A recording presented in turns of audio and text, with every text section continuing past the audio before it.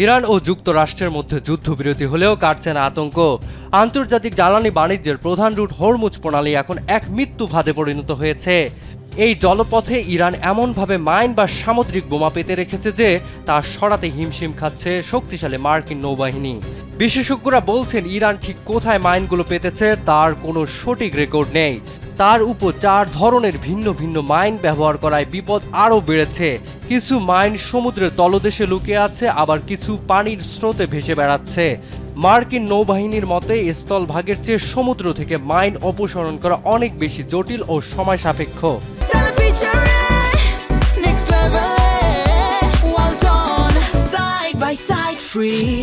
বিশ্বের মোট জ্বালানি তেলের 25% সরবরাহ হয় এই জলপথ দিয়ে। ফলে এখানে অবরোধ চলায় বিশ্বজুড়ে তেলের দাম হু হু করে বাড়ছে। বিশ্লেষক ব্রায়ান ক্লার্কের মতে এই পথ পুরোপুরি নিরাপদ করতে অন্তত 2 থেকে 3 সপ্তাহ সময় লাগবে।